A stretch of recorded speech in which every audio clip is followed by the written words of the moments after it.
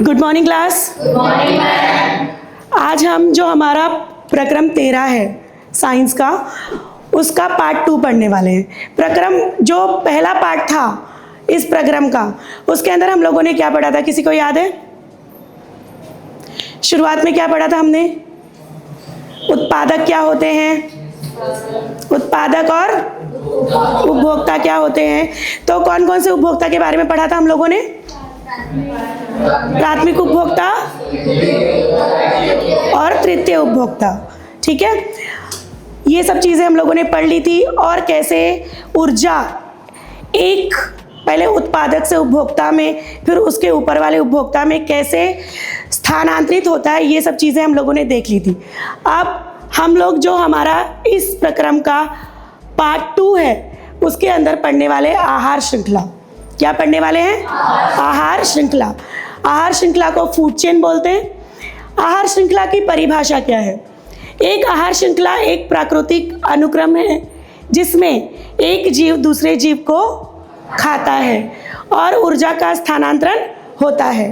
ठीक है, इस श्रृंखला में क्या होता है, जो एक जीव है वो दूसरे जीव को खाता है और ऊर्जा की प्राप्ति करता है। तो कौन किसको खाता है, इस प्रक्रम को हम क्या कहते हैं? आहार श्रृंखला कहते हैं। यह दर्शाता है कि ऊर्जा किस प्रकार एक पारिस्थितिकी तंत्र में एक स्तर से दूसरे स्तर तक जाती है। अब ये जो हमारे प्राथमिक उपभोक्ता है या उत्पादक हैं, इनका एक स्तर बना हुआ है जिसको हम पोषी स्तर भी कहते हैं, वो हम आगे पढ़ेंगे। तो कैसे एक स्तर से दूसरे स्तर में ऊर्जा का स्थानांतरण होता है, ये दर्शाया जाता है आहार श्रृंखला में। तो आओ कुछ आहार श्रृंखलाओं को देखते हैं। यहाँ पर संक्षेप में इसकी परिभाषा लिखी हुई है। कौन किसे खाता है का क्रम, कौन किसे खाता है के क्रम को हम क्या कहते हैं? आहार श्रृंखला कहते हैं। ये एक आहार श्रृंखला दिया गया है, इसमें आप देख सकते हो कि यहाँ पे उत्पादक है। ठीक है, उत्पादक के साथ में यहाँ पर आपको कुछ और दिखा, आपके लिए सरप्राइज है। क्या है? कुछ दिख रहा है उसके साथ? टिड्डा दिख रहा है सबको? करेक्ट।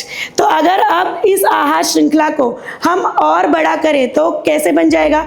अगर हम यहाँ पर उत्पादक है, उसके साथ में क्या है? टिड्डा। टिड्डा टिड्डा कौन से इस पर आता है? कौन से इस पर आता है? वो प्राथमिक उपभोक्ता है। तो इस प्रकार ये जो मेंढक है कौन सा उपभोक्ता हो जाएगा? द्वितीय। फिर उसके बाद में उसके बाद तो ये चतुर्थ हो जाएगा। ठीक है, तो ये जो पिक्चर था इसके अंदर कौन सी त्रुटि थी वो आप लोगों ने पहचान लिया। मतलब आपको समझ में आ गया कि यहाँ पे ये जो मेंढक है ना, ये प्राथमिक उपभोक्ता नहीं हो सकता क्योंकि ये कीड़ों को खाता है ना। तो जो पौधों पे कीड़े रहेंगे उसे खाएगा। तो आपने पहचाना। तो इस तरीके से अगर ये देखा जाए तो ये गलत था। अगर इसको आप चेंज करो तो अब ये जो हमारा उत्पादक है वो तो ठीक है। उत्पादक कौन है वहाँ पर? कौन है उत्पादक? उत्पादक जो है वो क्या है? घास है। इसको आप अगर हम नया लिखें तो उत्पादक हमारा क्या बन जाएगा? घास बन जाएगा। ये घास अभी क्या बनेगा हमारा? उत्पादक। इसके साथ में यहाँ पे एक टिड्डा है। ठीक है, ये टिड्डा क्या बन जाएगा? प्राथमिक उपभोक्ता। ठीक है, उसके बाद में मेंढक कौन सा बन जाएगा? द्वितीय बन जाएगा। और ये सांप क्या बनेगा? तृतीय। और ये चील चतुर्थ। ठीक है, समझ में आ गया? तो ये क्या थी हमारी? एक आहार श्रृंखला। ये काफ़ी लंबी आहार श्रृंखला है। ठीक है, आहार श्रृंखला एक तो उसमें 3 जीव भी आ सकते हैं उत्पादक को मिलाकर। उत्पादक और दूसरे नंबर पर होता है मतलब प्राथमिक उपभोक्ता, वो एक शाकाहारी प्राणी होगा। और तीसरे नंबर पे एक मांसाहारी प्राणी होगा। ठीक है, उससे बड़े भी आप आहार श्रृंखलाओं का निर्माण कर सकते हो। कुछ काफ़ी छोटी होती है जिसमें 3 ही जीव होते हैं, कुछ बड़ी भी होती है। ठीक है, तो यहाँ पे हम लोगों ने आहार श्रृंखलाओं के बारे में देख लिया है। अब आगे बढ़ते हैं। इसमें भी देखो आपको कितनी आहार श्रृंखलाएं नजर आ रही हैं? 3 नजर आ रही हैं। यहाँ पे क्या हो रहा है?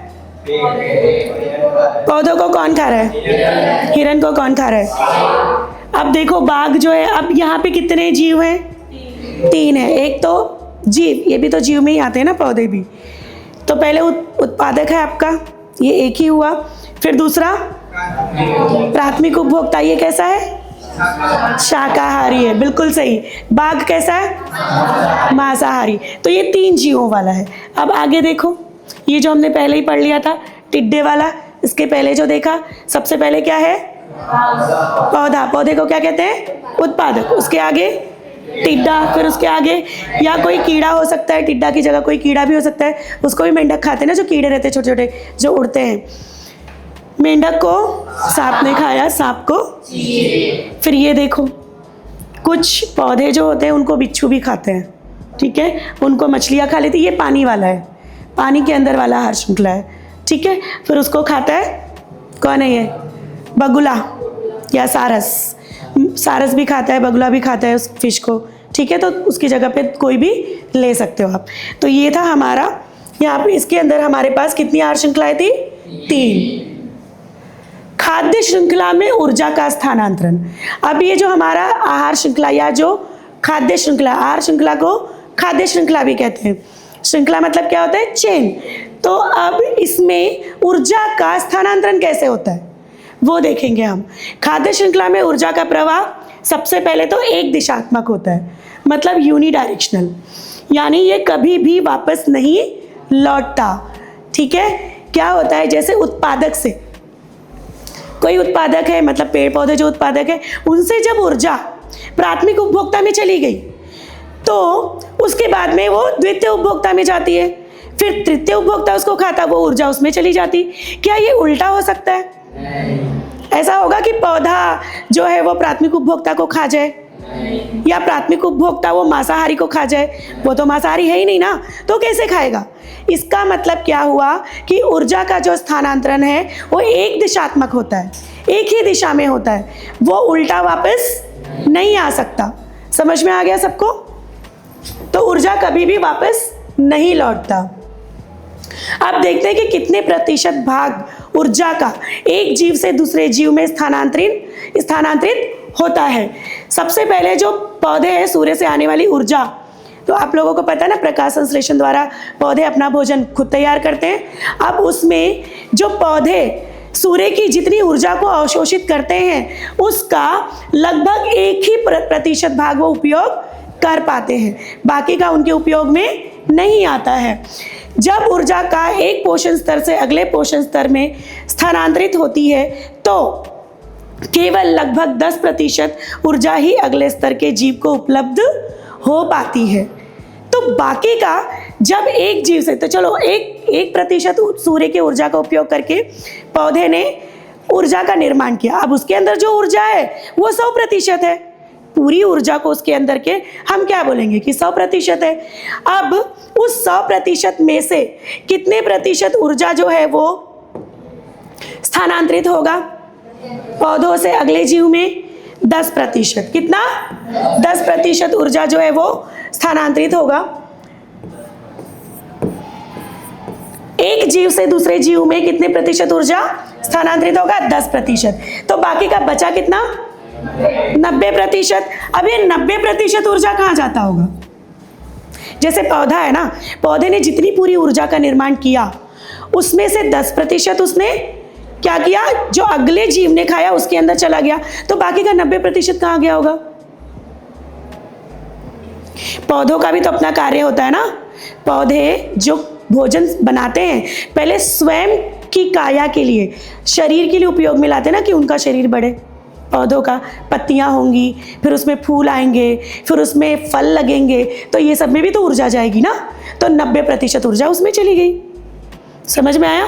10% ऊर्जा क्या हुई?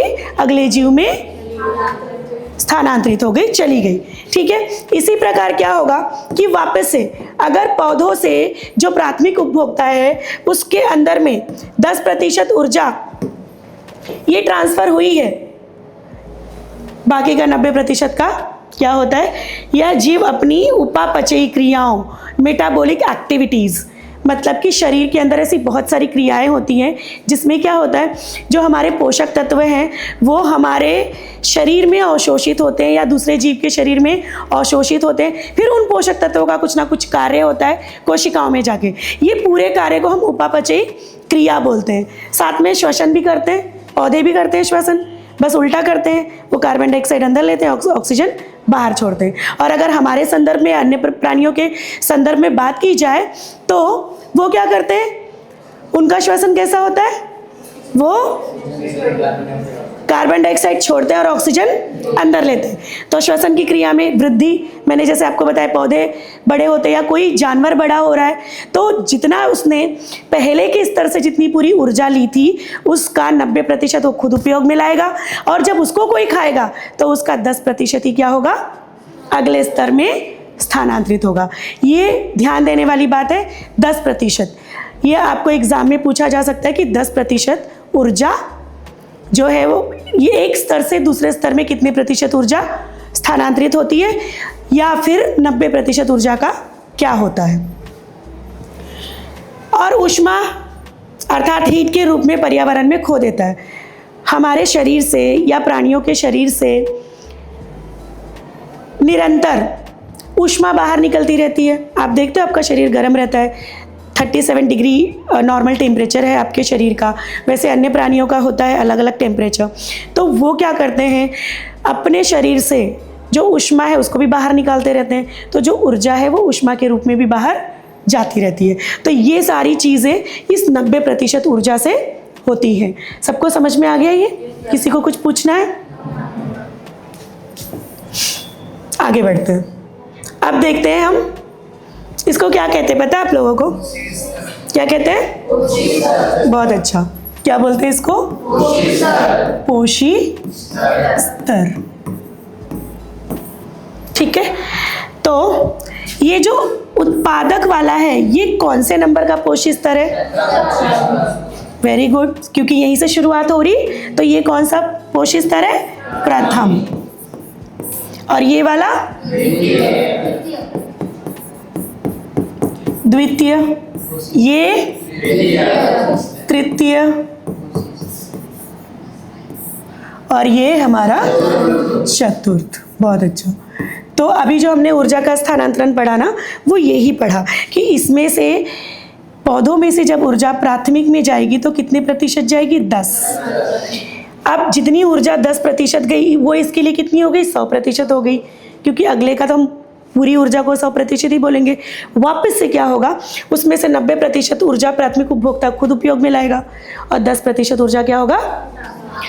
स्थानांतरित हो जाएगा अगले स्तर में। तो ऐसे करके सारे स्तर में क्या होता है कि 10% ऊर्जा स्थानांतरित होती रहती है। यही वजह है क्योंकि पूरी की पूरी ऊर्जा स्थानांतरित नहीं होती, इसीलिए जो प्रथम पोषी स्तर है वहाँ पर जो उत्पादकों की संख्या वो सबसे ज़्यादा है। उत्पादकों की संख्या सबसे ज़्यादा होती है, मतलब प्रथम स्तर पे जो जीव होते हैं उनकी संख्या सबसे ज़्यादा होगी, फिर उससे बाद उससे कम, उससे कम, उससे कम, क्योंकि ऊर्जा भी तो कम कम होती जा रही है, तो जीव भी उतने ही रहेंगे।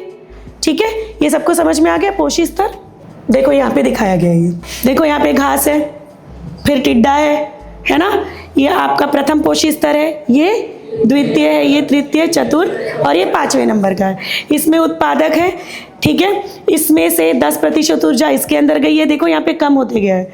10 से जब हम करेंगे ना, देखो अगर आप देखोगे ध्यान से, एक एक जीरो कम हो गया है। ये कैलोरी के फॉर्म में दिया हुआ है कि कैसे कितने किलो कैलोरी, अगर इसमें 10,100 किलो कैलोरी है तो इसमें कितना हो जाएगा? 1000 बचेगा। 10% गया ऊपर में, बाकी का 100% उपयोग में। ऐसे करते करते ऊपर के स्तर तक जाते जाते सिर्फ 1 किलो कैलोरी ऊर्जा बचती है। समझ में आया? तो 10% ही गया है, बाकी का 90% क्या हो गया? उपयोग में आ गया। ठीक है, तो ये था हमारा ऊर्जा का पिरामिड। ठीक है, अब एक पारितंत्र में ऊर्जा के प्रवाह का आरेख चित्र। अभी जो हमने ऊपर पढ़ा ना, बस उसका आरेख चित्र है। हमने यही पढ़ा कि सूर्य प्रकाश से ऊर्जा पहले किस में जाती है? उत्पादक से किस में जाएगी? शाकाहारी प्राणियों में, फिर मांसाहारी, और उससे शीर्ष मांसाहारी। इसमें और भी आ सकते हैं, चतुर्थ, ये सब, लेकिन ये एक इसमें दिया है शॉर्ट में कि पहले प्रकाश, सूर्य का प्रकाश जो है वो उत्पादक में, उत्पादक से शाकाहारी, फिर शाकाहारियों से मांसाहारी। अभी जो मांसाहारी यही होते हैं तृतीय, द्वितीय, चतुर्थ ऐसे, ठीक है। तृतीय नंबर से फिर मांसाहारी शुरू हो जाते हैं, ठीक है, तृतीय स्तर से। तो ये हमारा क्या है, ऊर्जा के प्रवाह का आरेख है। आप आरेख बनाते हो ना, जैसे मैथ में, है ना, किसी भी चीज़ का आरेख बनाते हो, स्तंभ वाला आरेख, अलग अलग प्रकार के आरेख होते हैं, वैसे ये ऊर्जा का आरेख है। तो इसमें भी आप देख पा रहे हो ना, अगर इसको हम ऐसे उल्टा कर दें तो सबसे ज़्यादा तो यही है। सबसे ज़्यादा क्या होता है, प्रकाश की ऊर्जा उत्पादक अवशोषित करते हैं, फिर उसका कुछ 1% जो है वो उत्पादक उपयोग में ला पाते हैं, सूर्य प्रकाश का 1%, फिर उत्पादक का 10% इसमें, 10% इसमें, ऐसे कर करके ऊपर जाता है। समझ में आ गया सबको? अब आते हैं किस पर, आहार जाल पर। यह एक पारिस्थितिकी तंत्र मतलब इकोसिस्टम में आहार श्रृंखला, फूड चेन्स का प्राकृतिक और जटिल अंतर संबंध है, ठीक है। अंतर संबंध या अंतर संबंध बोलते हैं, मतलब उनके बीच का क्या है, संबंध है। मतलब इसके अंदर बहुत सारी आहार श्रृंखलाएं जुड़कर एक दूसरे से क्या होती है, जुड़ी होती हैं, क्योंकि कोई भी एक जीव एक से ज़्यादा आहार श्रृंखला का भाग हो सकता है ना। जैसे कि अगर हमने एक आहार श्रृंखला लिया जिसमें उत्पादक है, हिरण है, बाघ है, ठीक है। अगर मैं दूसरी बनाऊं तो, ठीक है, उसमें भी ऐसा हो सकता है कि मैं पहले उत्पादक लेती हूँ, कोई पौधा लेती हूँ, फिर हिरण लेती हूँ, हिरण के बाद पता है भेड़िया, वो भी तो हिरण को खा सकता है ना, फिर भेड़ियों को शेर मार के खा सकता है, हो सकता है ऐसा। तो अब जो हिरण है ये 2 आहार श्रृंखलाओं का भाग हो गया। सांप हमने देखा था, वो भी 1 से ज़्यादा आहार श्रृंखलाओं का पार्ट हो सकता है ना। खरगोश हो सकता है 1 से ज़्यादा। तो ऐसे क्या होता है, कोई कोई जो जीव है 1 से ज़्यादा आहार श्रृंखलाओं का भाग होते हैं, पार्ट होते हैं, जिसके कारण यदि हम सारी आहार श्रृंखलाओं को एक साथ यदि जोड़ें तो एक जाल का निर्माण होता है, और उस जाल को कहते हैं आहार जाल। और आहार जाल का जो डेफिनेशन है, परिभाषा है, वो क्या है कि ये प्राकृतिक आहार श्रृंखलाओं का क्या है, एक अंतर संबंध है। आपस में क्या होते हैं, ये संबंधित होते हैं, मतलब कि जुड़े हुए होते हैं। देखो, सामान्यतः एक पारितंत्र में कई आहार श्रृंखलाएं मौजूद होती हैं, एक ही नहीं होता, एक पारितंत्र में कई होती हैं। ये आहार श्रृंखलाएं हमेशा सीधी नहीं होती, बल्कि एक दूसरे से आड़े तिरछे जुड़कर एक जाल सा बना लेती हैं, और इसी जाल को क्या कहते हैं, आहार जाल कहते हैं।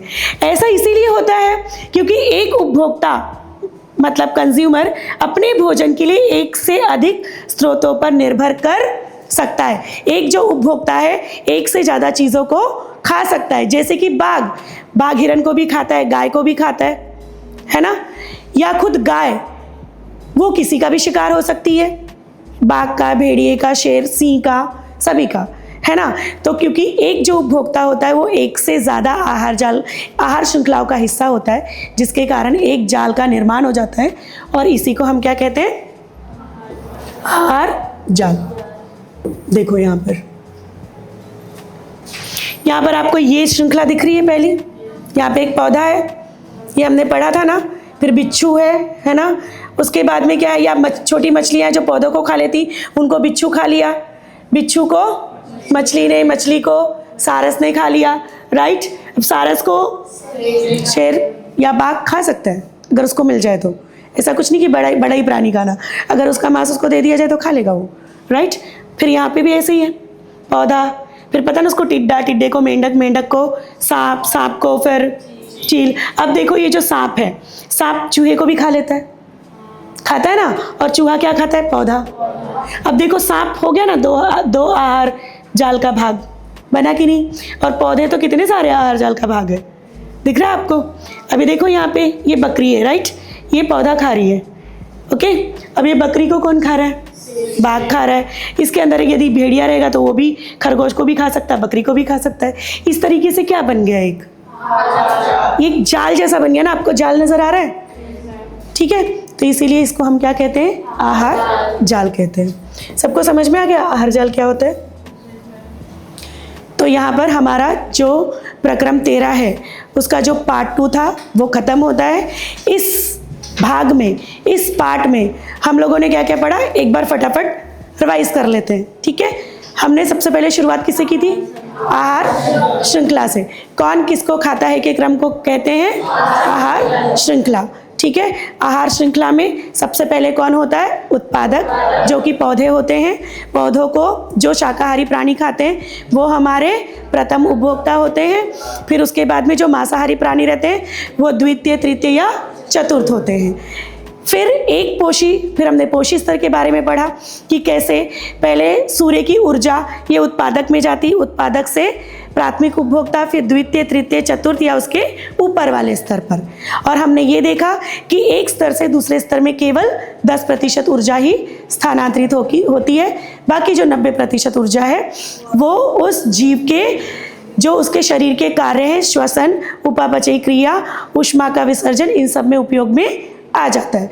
उसके बाद हमने पढ़ा कि जो एक जीव होता है वो कई आहार श्रृंखलाओं का भाग हो सकता है, इसीलिए यदि बहुत सारी आहार श्रृंखलाओं को एक साथ मिला दिया जाए तो एक जाल का निर्माण होता है और उसे हम कहते हैं आहार जाल। बाकी का जो उसका आगे का भाग है इस प्रक्रम का आगे का भाग वो हम पार्ट 3 में देखेंगे। धन्यवाद।